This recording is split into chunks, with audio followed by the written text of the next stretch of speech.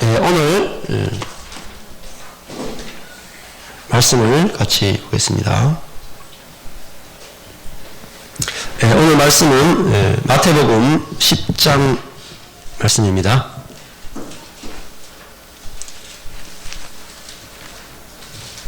1절에서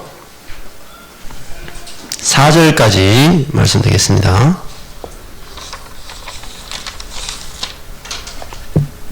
마태복음 10장 1절에서 4절 말씀 같이 봉독하겠습니다. 예수께서 12제자를 부르셔서 그들에게 더러운 귀신들을 쫓아내는 권세를 주시고 모든 질병과 모든 아픔을 고치게 하셨습니다. 12 사도들의 이름은 이렇습니다. 먼저 베드로라고 하는 시몬과 그 동생 안드레, 세베대의 아들 야고보와 그 동생 요한, 빌립, 바돌로메, 도마, 세리 마테, 알페의 아들 야고보, 다데오, 열심당원 시몬, 그리고 예수를 배반한 가룟 사람 유다입니다. 아멘. 오늘 말씀 나누고 싶은 제목은 가룟 유다입니다. 부제목으로는 따라 읽어보겠습니다. 리더냐 팔로워냐. 한국말로 하면 앞장서는 자냐 따라가는 자냐, 이런 제목입니다. 여러분, 우리 신앙의 본질이 뭘까요? 신앙의 본질은 하나님을 앞서가는 것이 아니라 따라가는 것입니다. 우리가 이것을 아는 것이 우리의 삶의 질을 좌우합니다. 앞장서는 사람은 자기 계획이 있고 자기 소원이 있고 자기 뜻이 있어요. 그래서 자기가 계획해 놓은 대로 되지 않으면 늘상 실망하고 좌절하고 낭망합니다. 그러나 따라가는 사람은 쉬워요. 자기 뜻과 자기 계획과 자기 어떤 것이 없기 때문에 자기 뜻대로 되지 않아도 실망이 없죠. 왜냐하면 자기는 어차피 따라가는 사람이기 때문에 그렇습니다. 그래서 자기 정체성이 자기 삶을 모든 걸 사실 결정짓습니다. 지난주에 제가 소개했던 그 선한목자교회 유기성이라고 하는 목사님이 이야기를 했습니다. 그 목사님의 이 장모님이 있습니다. 장모님이 계시는데 그 장인어른이 종교교회를 담임했던 그 박신원이라고 하는 목사님이었다고 합니다. 근데 이분이 이 박신원 목사님이 아주 젊은 나이 40대에 간암으로 이렇게 별세를 하게 됩니다. 그러니까 이때에 사모님이 아마 40대 아니겠어요? 40대 초반이나 30대 후반쯤 됐겠죠. 그런데 아이가 넷인 거예요. 그때에 이 유기성 목사님 그 아내가 맏딸로서 고3이었고 막내가 초등학교 1학년 4명의 자녀를 둔 사모님이 남편을 잃어버리고 이제 홀로 된 겁니다.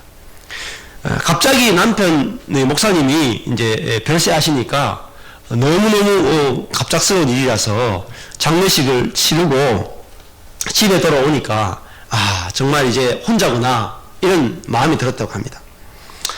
그러면서 마음속에 이제 두려움과 염려가 몰려오기 시작했어요. 이제 목사님이 별세했기 때문에 교회 사택도 비워줘야 되고, 목사님을 통해서 교회에서 나오던 사례비도 끊어지고, 사모님이 4명의 아이를 돌봐야 되는데 직업도 없어요. 그러니까 집도 없고 직업도 없고 아무것도 없는 상태에서 4명의 아이를 돌봐야 되는 그야말로 엄청난 이 고난이 다가왔습니다. 아니야 다를까 얼마 지나지 않아서 그 교회 장로님이 이 사모님을 찾아왔는 거예요. 그리고 봉투 하나를 이렇게 꺼내면서 사모님, 이 돈이 마지막 생활비입니다. 교회에서 드리는 마지막 생활비입니다. 하고 이렇게 드렸어요. 그 봉투를 받고 나서 사모님이 너무 이제 염려와 걱정이 돼가지고 밤새워 울면서 기도하기 시작했어요. 하나님, 우리는 어떻게 해야 합니까? 우리 어디 가서 살아야 합니까? 우리 아이들을 어떻게 공부시키고 어떻게 먹여야 합니까? 막 이렇게 기도하기 시작했어요. 그래서 밤부터 기도했는데 새벽까지 울면서 그렇게 기도했습니다. 그런데 새벽이 됐을 때에 이 사모님 마음속에서 이런 생각이 탁 올라오는 거예요. 하나님께서 내 남편을 불러 가실 때에는 다 뜻이 있을 텐데, 하나님께서 우리와 우리 자녀들을 능히 먹이고 입히고 공부시킬 텐데 내가 왜 이렇게 쓸데없는 걱정을 하고 있지? 이런 생각이 탁 올라오는 거예요. 그래서 사모님이 염려가 하나도 없어진 거예요. 직업도 없고 집도 없고 아이 넷을 키워야 되는 사모님인데도 걱정이 다 사라진 거예요. 그래서 그때 무릎을 꿇고 사모님이 뭐냐면 감사의 기도를 드리는 거예요. 하나님, 우리 가정을 하나님께서 입히시고 먹이시고 공부시키시고 다 할 것을 위해서 주님 찬양하고 감사를 드립니다. 그래서 아침이 됐는데 새벽이 됐는데 새벽 기도에 나가는 거예요. 사모님께서 마지막 생활비라고 받았던 그 봉투를 들고 교회 가서 헌금을 했거든요. 오히려 더 가난하게 되신 거예요. 그리고 그 자녀들과 함께 살아서 그 딸이 나중에 이제 유기성 목사님하고 결혼해서 지금 사모로 살고 있습니다. 여러분, 이 삶을 보면 어떻습니까? 처음에는 이 사모님은 생각이 잘못된 생각을 했다는 거예요. 무슨 생각이냐면 인생은 내가 열심히 돈 벌고 열심히 일하고 열심히 계획하고 열심히 해야지 먹고 살 수 있는 이 생존 경쟁이 심한 아주 힘든 곳이다, 이렇게 생각했단 말이에요. 그런데 사모님이 기도하는 가운데 성령께서 사로잡으니까 야, 인생은 그게 아니야. 인생은 하나님께서 책임지는 거야. 하나님께서 앞장서 가는 거야. 그걸 깨달았다는 거예요. 그러니까 자기 속에 있는 모든 염려와 걱정이 다 사라져버리고 마음에 평안을 얻게 되었다는 것입니다. 저는 우리 교회 모든 성도들이 내가 사는 것이 아니라 이제는 주님이 내 안에서 사는 이 십자가의 복음을 믿음으로 우리의 삶에도 놀라운 변화가 일어날 수 있게 되기를 축복합니다. 신앙은 우리가 열심히 사는 데 있지 않고 주님이 우리를 앞장서 가는데 우리가 따라가는 데 있다는 것입니다. 오늘 우리가 가룟 유다에 대해서 말씀을 나눕니다. 우리 10장에 보면 이제 가룟 유다가 등장을 합니다. 그런데 예수님께서 예수님에게는 제자가 몇 명이 있습니까? 12명이 있었죠. 12명이 있었는데 예수님이 12명의 제자를 뽑는데 어떻게 뽑았습니까? 제자들이 수많은 무리들이 와가지고 예수님, 저를 제자 삼아 주십시오. 제자 삼아 주십시오. 그런 사람 굉장히 많았습니다.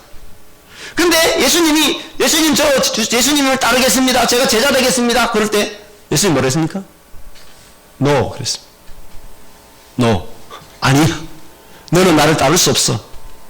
그렇게 말씀하셨어요. 그리고 예수님께서 12제자를 어떻게 됐냐면 우리가 10장 1절을 보십시오. 성경이 뭐라고 말하고 있습니까? 자, 예수께서 12제자를 어떻게 했다고요? 어떻게 했다고요? 부르셨다고 했습니다. 자, 그럼 제자들이 예수님을 따랐습니까? 그래서 예수님을 잘 따르니까 야, 얘는 싹수가 좋아. 그래서 제자를 삼았습니까? 아니면 예수님께서 보고 얘를 제자 삼아야 되겠다. 그리고 제자 삼아가지고 그 사람 훈련시켜가지고 예수님께서 이끄셨습니까? 저 성경은 뭐라고 말하고 있습니까? 예수님께서 제자들을 부르셨다고 하고 있습니다. 예수님이 선택했다는 거예요. 선택했다. 자, 이것이 바로 성경이 우리에게 가르쳐 주는 거예요. 예수님이 제자를 선택했다. 불렀단 말이에요. 그러면 예수님이 이 제자들을 어떻게 해요? 예수님이 원하는 방식으로 훈련을 시킵니다. 그리고 예수님이 원하는 때에 이들을 변화시키고 이들을 사용하십니다. 자, 그러면 제자들은 해야 되는 게 뭐죠? 예수님이 자신을 불러줬기 때문에 예수님이 자기를 어디로 이끄시든지 제자들은 따라가는 것이 바로 제자들의 해야 될 제일 중요한 우선순위입니다. 자, 그런데 이 가룟 유다를 보십시오. 자, 오늘 등장하는데 12명의 제자 가운데 가룟 유다가 있습니다. 이 가룟 사람 유다는 이름이 유다잖아요. 이 유다라고 하는 것은 유다 지파의 후손이라는 것입니다. 그러니까 혈통이 아주 좋죠. 다윗의 후손이잖아요. 유다. 같은 지파에서 같은 이름이 나오거든요. 그리고 유다 사람이니까 그래도 굉장히 가문도 좋고 또 남쪽 유다 사람이니까 아마 성경이나 이런 것도 많이 배웠을 가능성이 높습니다. 여러분 12제자에 뽑혔으니까 이 12제자들은 나름대로 굉장히 열정이 있고 어떻게 보면 다른 사람보다 더 좋은 모습들이 있을 수 있습니다. 그런데 더 또 놀라운 사실은 1절에 보면 예수님께서 이 12제자에게 어떤 경험을 시키는지 보십시오. 1절에 보시면 그들에게 더러운 귀신들을 쫓아내는 권세를 주시고 모든 질병과 모든 아픔을 고치게 하셨습니다. 여러분 이 예수님을 마지막에 배반하고 나중에 자살하죠. 가룟 유다는 자살하게 되는데 예수님을 배반하고 자살하는 가룟 유다가 얼마나 놀라운 삶을 경험했냐니까 모든 귀신을 다 쫓아내는 권세를 경험했던 사람이에요. 그리고 모든 질병과 모든 아픔을 고치는 권세를 경험했던 사람. 즉 보십시오. 예수님을 너무나 잘 믿었고 예수님을 향해 너무나 헌신되어 있었고 3년 반 동안이나 모든 것을 버리고 예수님을 따랐어요. 예수님 믿었어요. 헌신했어요. 그리고 능력도 경험했어요. 자, 여러분 가운데 모든 질병을 고쳐본 사람이 있습니까? 예? 좀 큰 질병 하나라도 고쳐본 사람이 있습니까? 암 걸린 사람 탁 이렇게 했는데 나았다. 그런 경험을 해본 적 있어요? 아마 없을 것 같아요. 저도 암 걸린 사람 앉아서 나은 경험이 한 번도 없거든. 근데 가룟 유다는 병든 사람 가서 머리에 손바닥 얹어 다 낫는 거야. 그리고 예수님이 12제자로 부름받았어요. 수많은 무리들 가운데도 예수님과 3년 동안 따라다니면서 예수님과 늘 같이 생활했어요. 그러니까 예수님에 대해서 얼마나 잘 알겠어요. 그리고 예수님을 믿고 헌신하고 놀라운 기적도 경험하고 예수님 무리로 걷는 것도 봤어요. 죽은 자 살리는 것도 봤어요. 물이 포도주로 변화되는 것도 봤어요. 너무나 놀라운 영적 경험이 많단 말이에요. 상상할 수 없는 경험들을 너무나 많이 했어요. 자, 그런데 가룟 유다의 신앙의 문제점이 무엇이었는가 하는 것입니다. 여러분 가룟 유다뿐만 아니라 다른 모든 제자들도 신앙의 문제가 뭐냐면 예수님보다 앞서가려고 한다는 거예요. 앞서가려고. 예수님을 따라가는 자가 아니라 예수님을 앞서가려고 했다는 것입니다. 제가 그 읽은 책 가운데 이번 주에 읽은 책 가운데 이런 책이 있습니다. 블루칼라 예수 하는 책이 있습니다. 진 에드워즈라고 하는 분이 쓴 책인데요. 아주 얇아요. 얇은 책인데 한 30페이지 되겠나? 아주 얇은 책인데 블루칼라였어요. 그 블루칼라가 뭐예요? 화이트 칼라의 반대편이죠. 화이트 칼라는 그래도 이렇게 사무직이잖아요. 블루칼라는 뭐예요? 육체 노동자를 말해요. 3D 아주 어려운 육체 노동을 하는 사람을 블루칼라라고 한단 말이에요. 푸른색 옷을 입는 사람이죠. 근데 예수님이 어떤 분이냐면 예수님이 바로 블루칼라였다는 거죠. 오늘 우리가 찬양할 때에 그 마지막 찬양이 뭐였습니까? 뭐였어요? 수많은 무리들이 줄지어 가다가 2절이 뭐였죠? 2절이 예? 나의 계획이 실패하고 나의 소망이 끊어질 때 삶의 주관자 되신 이렇게 나가는데 1절인가? 예수님은 뭐예요? 목수라고 하는 게 1절입니까? 1절에 목수에 나와요? 예수님 이야기가? 뭐가 나와요? 1절에? 그제 평범한 목수이신 예수님을 찬양하고 있죠? 예. 예수님은 직업이 뭐예요? 목수. 요즘으로 치면 뭐예요? 예. 그러니까 이 내장 인테리어 담당 목수란 말이에요. 나무 만지고 이렇게 우리 그 예배당 공사해줬던 그런 아저씨와 같단 말이에요. 자, 블루카르는 공부를 많이 했을까요? 안 했어요. 그 책을 보면 이런 이야기 나와요. 자, 예수님이 있고 두 명의 친구가 있어요. 세 사람 이야기 나와요. 한 사람은 예수님의 친구인데 율법학자가 되려고 해요. 그래서 이 첫 번째 친구는 나는 하나님을 너무 사랑하니까 나는 성경을 연구하고 싶어. 그래서 하나님 말씀을 잘 알아서 하나님을 잘 섬기고 싶어.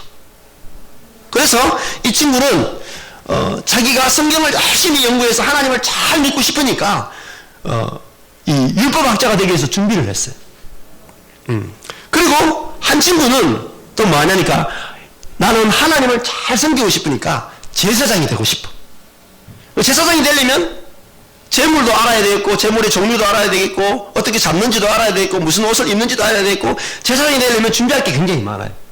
그래서 두 번째 친구는 하나님을 잘 섬기기 위해서 제사장이 되려고 막 준비했어요. 세 번째는 예수님이 등장하는 거예요. 예수님은 12살에 6월절에 이제 위쪽에 있다가 위쪽 갈릴리에 있다가 남쪽에 있는 유다 예루살렘에 예배를 드리러 갔죠. 절기에. 근데 그때 12살 때 예수님이 거기 있던 율법학자와 제사장들하고 대화를 하는데 너무나 하나님 말씀을 깊이 알고 대화 수준이요 너무 높은 거예요. 지혜로운 거예요. 사람들이 충격을 먹는 거야. 12살에 하나님 말씀을 어떻게 이렇게 잘 알지? 그러니까 막 밤새워 이야기했다. 이야기가 성경에 기록되어 있어요. 친구들이 예수님을 보니까 이 두 명의 친구들이 예수님 보니까 너무나 탁월한 거야. 야, 이 예수가 하나님 말씀을 공부하고 제사장으로 준비하면 진짜로 대단한 사람이 되겠구나. 그렇게 생각했어요. 그런데 첫 번째 친구하고 두 번째 친구는 내가 앞으로 하나님을 잘 섬기기 위해서 율법학자와 제사장이 되겠다. 그래서 어디 가느냐면 남쪽 지역에 있는 그 성전이 있는 예루살렘으로 공부를 하러 갔어요. 제사장 되는 공부, 그리고 이제 율법학자가 되는 공부를 하러 갔어요. 그런데 예수님은 뭐 했죠? 목수로 살았습니다. 그때 12살부터 해가지고 뭐 했냐니까 계속 목수로서 나무를 깎아가지고 가구를 만들고 집을 수리해주고 다니는 거예요. 공부할 시간이 없어요. 하나님 말씀 읽을 시간도 없어요. 기도할 시간도 부족해요. 먹고 살기 바쁜 거예요. 신앙생활 할 시간도 별로 없어요. 그렇게 예수님 사셨다는 거예요. 근데 예수님은 뭐 해야 되냐니까 두 명의 친구는 성경 말씀을 갖다 놓고 히브리어 열심히 공부하고 학자들 책을 읽고 하나님 말씀을 계속 공부했어요. 공부하고 적용하고 공부하고 묵상하고 가르치고 배우고 토론했어요. 두 번째 친구는 제사장이니까 제물을 잡고 하나님께 예배 드리는 거 보고 연습하고 경험하고 계속 그렇게 했어요. 그리고 유능한 선생님들로부터 막 배웠어요. 점점 지위가 높아지기 시작했어요. 예수님은 뭐 했을까요? 예수님은 뚝딱뚝딱 가구를 만들었어요. 근데 손님이 야 이것밖에 못 만들어? 나는 이렇게 안 만들었단 말이야. 내가 원하는 게 이게 아니란 말이야. 다시 만들어 와. 예수님은 가서 속에서 그럼 예수님 어떻게 해요? 예수님 속에서 무슨 마음이 올라올까요? 까다롭네. 이런 마음은 예수님 속에서도 죄의 유혹이 올랐단 말이에요. 이 다시 만들어줘야 되나? 근데 예수님은 성경을 공부한 게 아니라 뭐냐면 예수님 안에 계시는 하나님 아버지와 대화했었대요. 아버지, 제가 이럴 때는 어떻게 해야 될까요? 그러니까 예수님 안에 계시는 하나님 아버지께서 네가 네 마음을 내려놔라. 그럼 내가 너의 마음을 통치할 거야. 그래서 불평이 올라오고 하는 마음들을 이렇게 내려놓으니까 하나님 아버지께서 예수님 마음을 사로잡아서 그 사람을 향하여 제가 다시 만들어 드리겠습니다. 또 만드는 거예요. 또 만들어 갔는데 그 사람이 이게 아니란 말이야. 내가 원하는 건 이게 아니란 말이야. 또 예수님 마음속에서요, 이 미운 마음이 샥 올라오는데 예수님께서는 하나님 아버지께, 아버지 어떻게 해야 될까요? 그러니까 아버지께서 그래, 내가 대신 할 테니까 너는 나를 의지하기만 해. 그러니까 예수님이 자기 마음을 하나님께 드리니까 하나님이 예수님 마음에 또 평강을 주는 거예요. 한 번, 두 번, 세 번, 네 번, 7번, 10번 하다가 이 까다로운 주인이 네가 이렇게 만든 것은 내가 원하는 게 아니기 때문에 돈을 줄 수 없어! 하고 물건을 가지고 가버렸다. 자, 예수님은 성경을 열심히 연구하지도 않고 열심히 기도하지도 않았지만 자기 삶 가운데서 하나님 아버지와 교제했단 말이에요. 하나님 아버지로부터 배우기 시작했단 말이에요. 그래서 예수님은 점점 하나님의 성품이 예수님을 속에서 나타나기 시작했어요. 점점 예수님이 성숙되었다. 누가복음에 보면 이런 말씀이 나와요. 예수님이 키가 자라고 뭐겠습니까? 지혜가 자라고 이렇게 말합니다. 여러분, 예수님이 지혜가 안 자랐을 것 같죠? 예수님 하나님이니까 뭐 처음부터 다 알았을 것 같죠? 그렇지 않단 말이에요. 누가복음에서는 예수님도 지혜가 자라고 키가 자랐다. 지혜가 자랐다. 심지어 성경에서는 뭐라고 말하냐니까 예수님이 고난을 통해서 뭘 배웠다고요? 순종을 배웠다고요. 여러분, 예수님이 하나님이기만 하다면 순종을 배울 필요가 없잖아요. 그런데 예수님은 100% 인간이었기 때문에 예수님도 죄가 없는 분이지만 고난을 통해서 순종을 배워가셨다. 그래서 이것이 바로 예수님의 삶이었습니다. 나중에 어떻게 됐을까요? 나중에 성경을 열심히 연구했던 율법학자 친구하고 두 번째 하나님을 열심히 예배하기 원했던 제사장 친구하고 두 사람이 같이 어떻게 했어요? 예수님을 십자가에 못 박아 죽였습니다. 자, 보세요. 얼마나 충격적입니까? 이 블루칼라라고 하는 책을 썼던 진 에드워즈가 하는 말은 그거예요. 신앙은 우리가 열심히 성경을 연구하고 우리가 열심히 기도하고 우리가 열심히 하는 게 아니라는 거예요. 예수님 당시에 있었던 수많은 사람들이 메시아를 기다리고 있었어요. 메시아가 올 거야. 가룟 유다도 그렇고 예수님의 제자들도 메시아가 올 거야. 메시아가 와야 돼. 이런 마음들을 가지고 있었어요. 근데 사람들이 메시아를 기다렸는데 어떤 메시아를 기다렸습니까? 근데 잘 알죠? 예? 이 로마로부터 이 유대민족을, 우리나라를 해방시켜줄 강력하고 힘이 있는 왕으로서의 메시아를 기다렸어요. 근데 그것이 잘못된 거냐? 사실은 잘못된 게 아니에요. 왜냐하면 구약 성경을 쭉 읽어보면, 창세기부터 시작해서 말라기까지 쭉 읽어보면 당시에 유대인들 100명 있으면 100명 전부 다 어떤 메시아가 온다라고 성경에서 찾아내니까 성경을 다 연구했어요. 어떤 메시아가 올까? 그렇게 성경을 연구했는데 결론이 뭐냐면 정치적인 메시아가, 왕인 메시아가 온다라고 딱 결론을 내렸어요. 야, 왕이 온다. 정치적인 왕이 온다. 그게 진짜 메시아다. 이렇게 생각했어요. 예수님 당시에 유대인들이 하나님을 믿는 사람이 네 종류의 큰 파가 있었어요.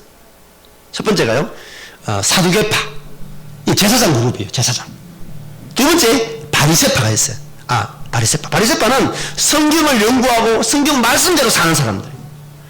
그리고 열심당이 있어요. 열심당은 뭐냐면 정말 열정적으로 이 로마를 이 칼로 물리쳐가지고 유다를 해방시키는 독립투사였어요. 지금 가룟 유다도 그 열심당 출신이고, 예수님의 제자 가운데 한 명이 4절에 보니까 열심당의 시몬이 나오죠. 예수님의 제자인 베드로도 마찬가지였어요. 이 주머니에 칼을 가지고 다녔어요. 칼. 왜 칼을 가지고 다녔냐면 기회만 되면 로마 군인들을 찔러 죽이는 거예요.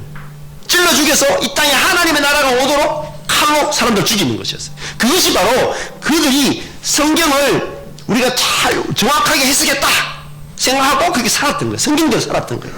그 성경대로 사는데 실제로는 하나님과는 반대로 살았다. 네 번째는, 마지막은 어떤 사람이냐면 광야에 들어가서 공동체를 짓고 우리가 오실 메시아를 기다려야 된다. 성전도 타락하고 제사장도 타락하고 이 로마가 지배하는 곳에서 우리가 벗어나서 메시아가 왔을 때 우리가 메시아를 따라가기 위해서 공동체 생활로 메시아가 올 걸 준비하는 사람들이었어요. 근데 이 네 파가 전부 다 예수님을 어떤 사람으로 생각했냐니까 정치적인 왕으로 오신 메시아로 생각했단 말이에요. 그들이 아무리 성경을 연구해도 결론은 뭐냐면 정치적인 왕과 같은 메시아가 온다는 것이었어요. 그래서 예수님의 12제자들도 예수님을 보니까 처음에 예수님이 어땠습니까? 기적도 행하고 죽은 자도 살리고 막 물 위로 걷고 죽은 자 살리고 병든 자 다 낫게 하니까 엄청나잖아요. 능력이 나타나잖아요. 그러니까 이야, 이분이 혹시 메시아가 아닐까? 그래서 예수님을 따라다녔어요. 3년 동안 따라다니는데 가룟 유다도 예수님 3년 따라다니면서 이야, 대단하다. 이분이 진짜 메시아구나. 진짜 대단하한데 계속 따라다녀 보니까 아니, 로마로부터 해방시켜줄 그런 능력이 있는 왕으로서의 메시아에는 전혀 관심이 없어요. 뭐하냐니까 가난한 자를 만나고 세리를 만나고 창녀를 만나가 복음을 전하고 그 사람들을 이 심령을 만져주고 회복시키는 일을 하고 있는 거예요. 그러니까 예수님 제자들이 너무 답답한 거예요. 이 사람 진짜 메시아 맞나? 메시아라면 왜 이런 일을 하고 있나? 심지어는 더 답답했던 거는 예수님이 안식일을 안 지킨다는 거죠. 안식일. 네. 당시의 사람들은 안식일에 일을 하면 안 됐거든요. 근데 예수님은 안식일에 병든 자를 일으키고 막 이 일을 하는 거예요.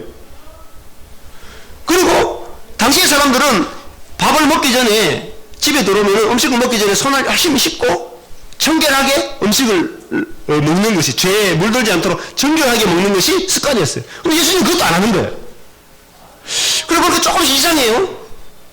그래서 사람들이 점점 이 예수님을 뭐라고 말하냐면 귀신 들렸다고 말하기 시작했어요. 귀신 들렸다. 더 결정적인 것은 예수님이 요한복음에 가면 예수님이 이렇게 말했어요. 나는 하나님이 내 아빠다. 하나님과 나는 하나다. 이렇게 얘기하는 거예요. 나를 믿어야 된다. 나를 믿으면 구원을 받는다. 이렇게 말하는 거예요. 이단이죠. 예. 이때까지 그렇게 말하는 사람이 없어요. 예언자들도 나타나가지고 나를 믿어라가 아니라 하나님을 믿어라 이렇게 얘기했는데 예수님은 나를 믿어야 구원을 얻는다 이렇게 얘기하는 거예요. 그래서 그들이 성경을 열심히 아무리 봐도 그렇게 말하는 사람이 없고 그렇게 말해서도 안 되고 안 맞는 거예요, 성경하고. 그래서 이 가룟 유다가 마음속에 어떤 생각이 들었냐면, 그렇다, 이제는 뭔가 결정을 내려야 된다. 내가 믿는 예수님이 진짜 메시아인지 아닌지 빨리 좀 알고 싶다. 아는 비결이 뭐겠어요? 이 예수님을 제사장과 이런 율법학자들과 이런 사람들 앞에 팔아보면 예수님이 어쩔 수 없이 끌려가가지고 그 사람들하고 만나가지고 이야기해가지고 단판을 짓지 않겠냐는 거예요. 에? 진짜 메시아이면 드러날 거고 가짜 메시아이면 가짜 메시아로 들어가지 않겠냐. 예. 근데 예수님 보니까 엄청난 능력이 있거든요. 그러니까 분명히 예수님이 내가 팔면은 진짜 메시아라는 것을 드러낼 거야. 내가 예수님을 도와야지. 그렇게 생각했단 말이에요. 그러니까 예수님을 30에 팔았어요. 근데 이 가룟 유다가 생각했던 것과는 정반대로 가는 거야. 어떻게 됐어요? 예수님이 재판을 받았는데 이 사형 선고를 받는 거야. 십자가 달려 죽게 됐어. 그러자 이 가룟 유다는 이 자살을 하게 된다. 마지막에 자기 생각과 다르기 때문에. 예. 우리가 이제 이것을 보면서 우리 신앙에 있어서 이 가룟 유다가 왜 신앙생활을 잘못했는가?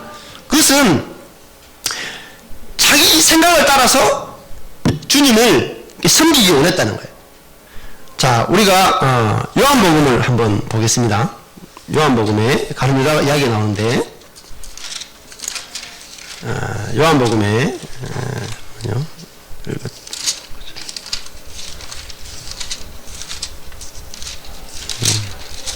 누가복음입니다. 누가복음 죄송해요. 누가복음에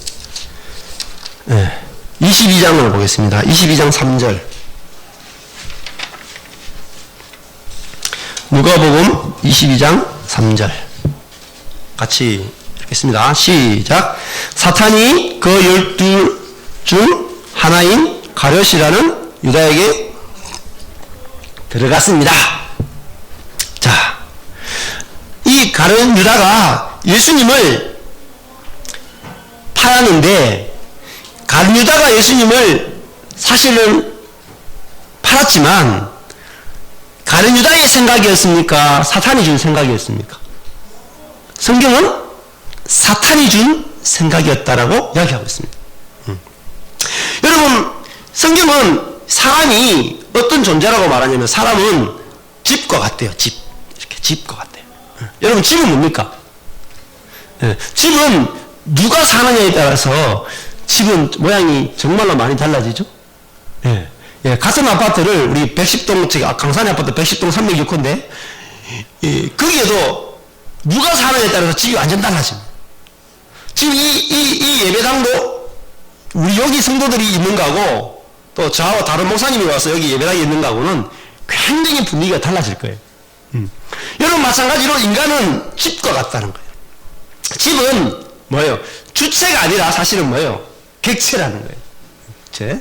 그래서 이 가룟 유다가 자기 속에 사단이 들어오니까 어떻게 됐어요? 사단이 원하는 쪽으로 끌려갔다는 거예요.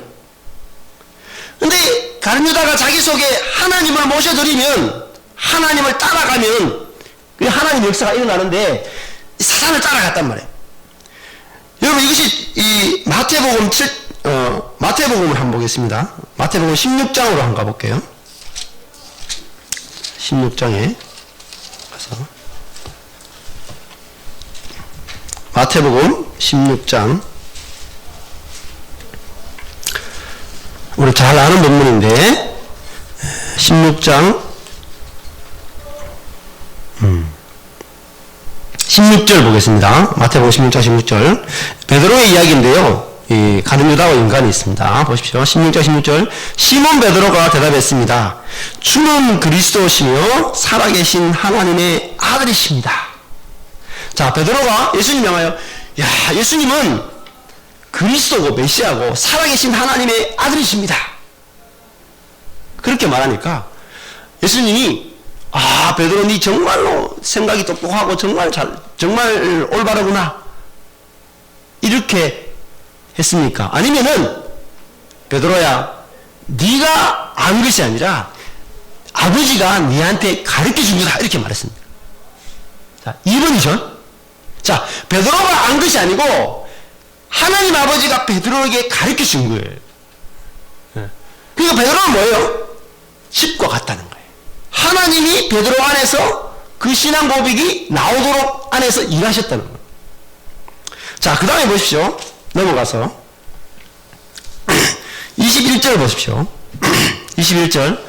그때부터 예수께서는 자신이 마땅히 예루살렘에 올라가서 장로들과 대제사장들과 율법학자들의 손에 많은 고난을 당해야 할 것과 죽임을 당했다가 3일 만에 다시 살아나야 할 것을 제자들에게 드러내기 시작하셨습니다.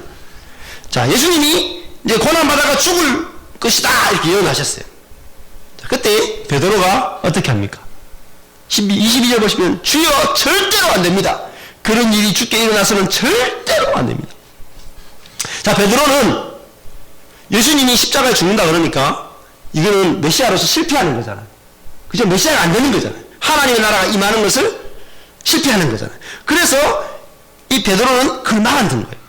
예수님 절대로 십자가 죽으면 안 됩니다. 이 하나님의 나라를 지금 일으키고 부흥시키고 하나님의 나라를 세워야 되는 분이 중 땅이요. 그러면 하나님의 나라가 어떻게 세워지겠습니까? 그렇게 말했어요. 이거 맞습니까? 안 맞습니까? 너무나 지당하고 너무나 합당한 이야기예요. 근데 베드로가 이야기했잖아요? 분명히 베드로가 이야기했죠? 근데 예수님은 뭐라고 말했어요? 베드로야 네가 말했다 이렇게 말했어요? 아니요. 뒤에 보십시오. 23절. 사탄아 내 뒤로 물러가거라. 너는 나를 넘어뜨리는 걸림돌이다. 내가 하나님의 일을 생각하지 않고 사람의 일만 생각하는구나. 보십시오. 베드로가 말한 것이 아니라 베드로 안에 있는 사단이 말했다는 거예요. 베드로를 통해서. 그럼 중요한 거예요. 여러분 사실 베드로 속에는 하나님 아버지도 계시고 사단도 있었다는 거예요. 그러므로 베드로가 하나님이 뜻이 무엇인지 구하고 하나님의 뜻을 구하면 하나님이 베드로 안에서 일하시고 베드로가 사람의 일을 구하면 사단이 역사했단 말이에요. 여러분 이 말씀이 중요한 거예요. 네가 하나님의 일을 생각하지 않고 사람의 일만 생각하는 거다. 여러분 사단이 베드로를 공격할 때에 뭘 공격했냐면 사람의 일로 공격했습니다. 사람의 일. 여러분 예수님이 십자가 달려 죽는다 그러는데 죽으면 안 됩니다. 얼마나 선한 거예요? 좋은 거잖아요. 맞죠? 그런데 그 좋은 것이 뭐냐면 그 사단은 우리 속에서 인간의 입장에서 봤을 때 좋은 것으로 이 사람을 공격한다는 거예요. 이게 무서운 거예요. 사단은 뭐예요? 미혹하는 자, 거짓의 악이라고 한단 말이에요. 인간이 왜 속느냐면 죄를 짓는 것으로 속지만 더 위험한 것은 좋은 것 때문에 속는단 말이에요. 자, 가룟 유다가 예수님을 왜 팔았느냐?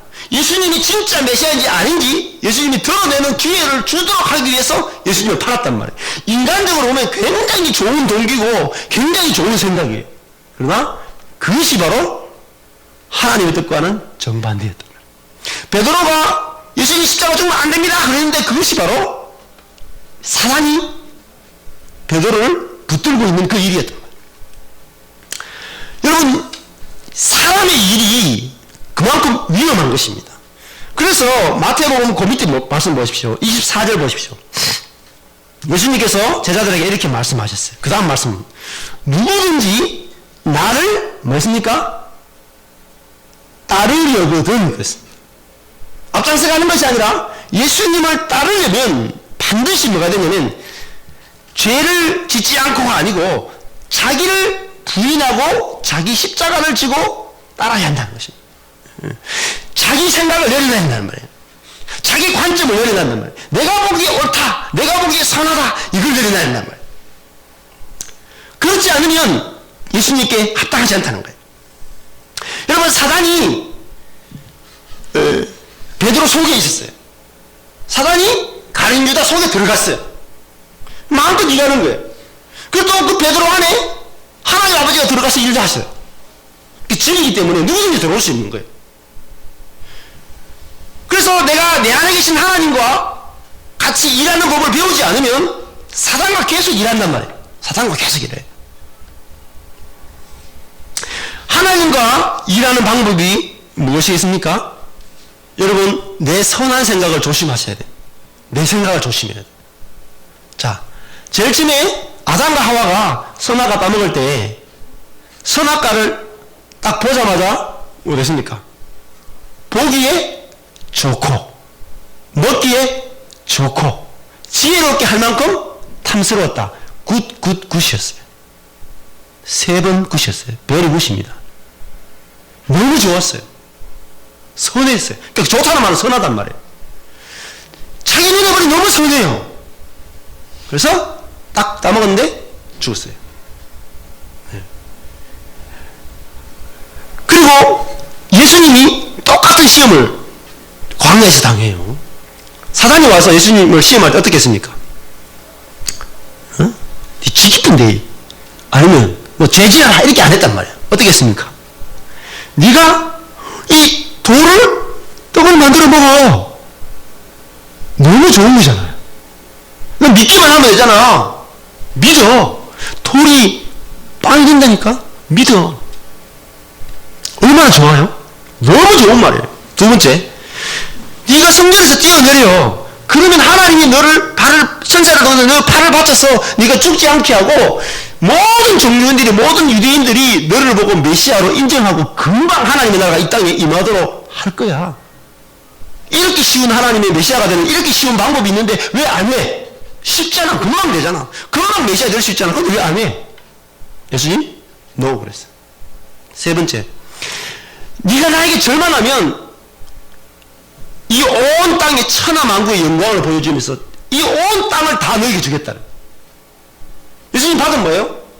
금방 하나님 나라가 이루어지는 거죠. 너무나 쉽게, 너무나 빨리 하나님의 나라가 이루어지는 방법이 있었단 말이에요.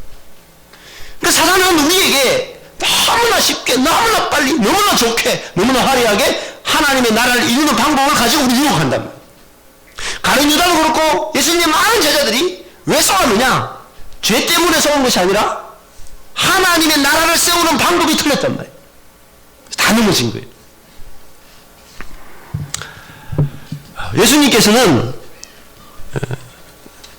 제자들을 부르셨어요. 그리고 제자들을 훈련을 시키죠. 예수님의 계획이 있어요. 예수님이 12제자를 불러가지고 3년 동안 열심히 훈련시킨 다음에 그 다음에는 십자가 앞에 딱 데려가죠. 딱 끌고 가가지고 십자가 앞에서 꽝! 좌절하게 만듭니다. 그리고 사도행전에 가서 그것을 다시 회복시켜요. 예수님에게는 이미 계획이 다 있어요. 제자들을 불러가지고 어떻게 훈련시킬지 계획이 다 있어요. 근데 우리들은 우리가 막 예수님을 따라가 열심히 해야지 될 수 있다고 생각하고 열심히 따라가는 거예요. 아니라는 거예요. 네.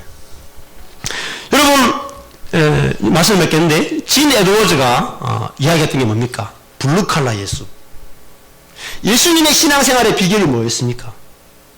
열심히 하는 게 아니었어요. 열심히 성경 연구하는 것도 아니었어요. 뭡니까? 예수님 안에 계시는 하나님 아버지와 교제를 통해서 하나님을 인식하면서 하나님을 따라가는 것이었어요. 따라가는 것이었어요. 그러니까 죄도 이기고 세상도 이기고 다 이기는 거예요. 그러나 성경 연구 아무리 열심히 해보십시오. 죄를 못 이깁니다. 아무리 훈련해 보십시오. 세상을 못 이깁니다.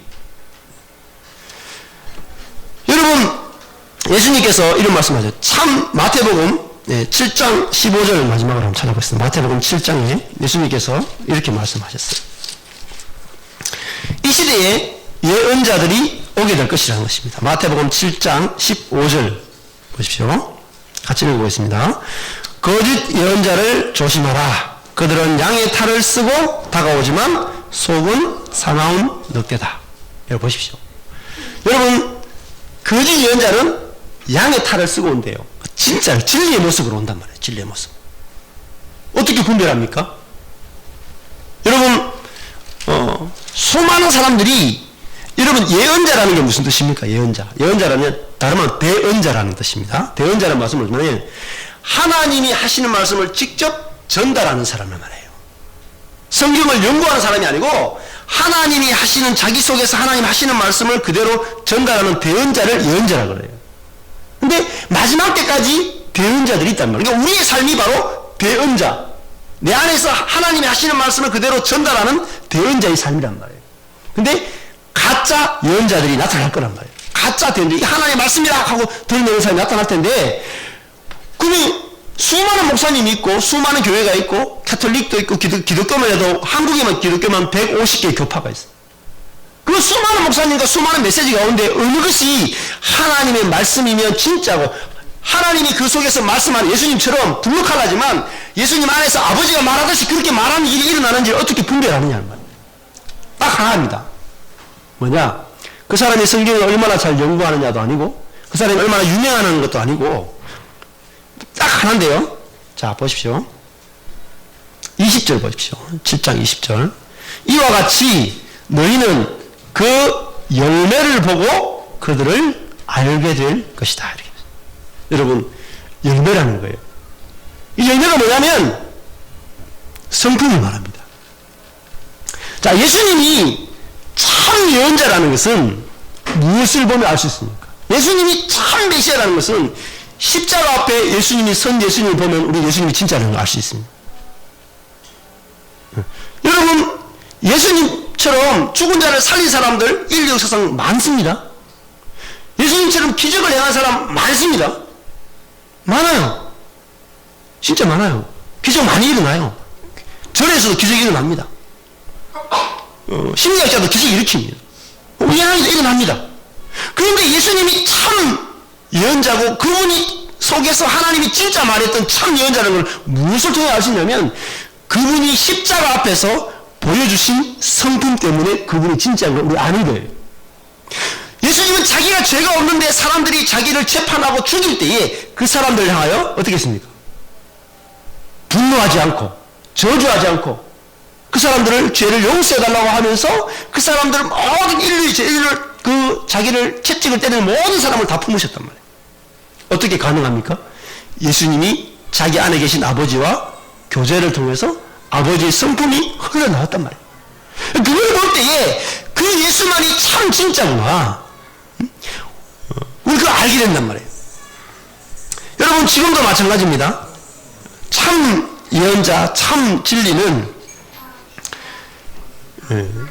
무용에 있지 않고 그 사람 속에 있습니다.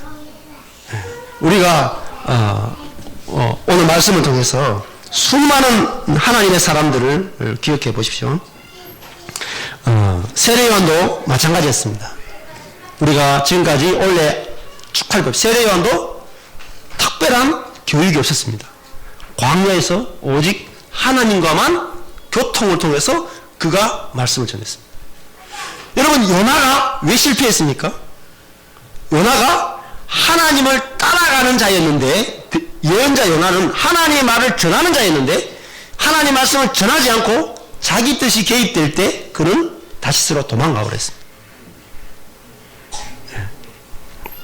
그래서 우리 일생 동안에 우리가 임의로 주님을 섬기는 것이 아니라 내 방법으로 주님을 섬기는 것이 아니라 내 뜻대로 주님을 섬기는 것이 아니라 주님이 나를 앞서가시도록 자리를 내어드리고 주님이 나를 통해 사시도록 날마다 우리 삶 가운데 고백하며 살 수 있게 되기를 축복합니다. 기도하겠습니다.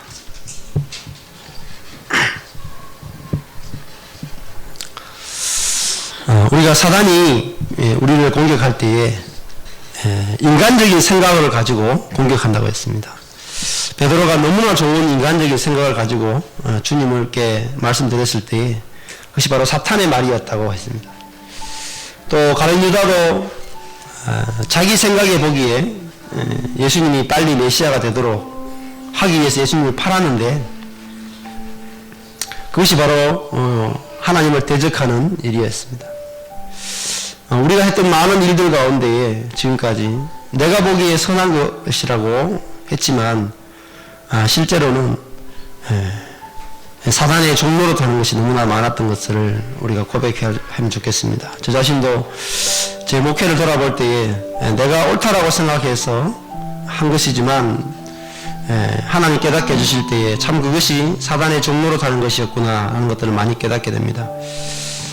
이 시간에 개인적으로 주님께 고백하면서 주님, 제가 주님을 앞장서지 않고 주님이 내 앞에서 행하시도록 목자 되신 주님을 따라가기 원합니다. 그렇게 개인적으로 고백하시면 좋겠습니다. 주님 감사합니다. 주님, 우리가 주님을 따라가기 원하고 우리가 임의로 내 선한 대로 교회를 섬기고 주님을 섬기지 않도록 주님 도우시고 우리가 주님을 따라갈 수 있도록 주님 도와주십시오. 주님 감사합니다. 주님이 우리 안에 사셔서 우리가 임의로 생각하고 노력하는 삶이 아니라 내 안에 계신 주님과 교통하고 내 생각과 내 계획을 내려놓을 때에 주님의 생각이 우리 안에 이루어지고 주님의 뜻이 이루어지는 것을 인해서 감사합니다. 예수님 몫으로 사셨던 평범한 예수님이 어떻게 그렇게 지혜롭고 어떻게 하나님의 열매를 맺는 삶을 살 수 있었던지 예수님의 삶의 비결을 우리가 배워서 예수님을 따라갈 수 있도록 주님 축복해 주십시오. 예수님 이름으로 기도했습니다. 아멘.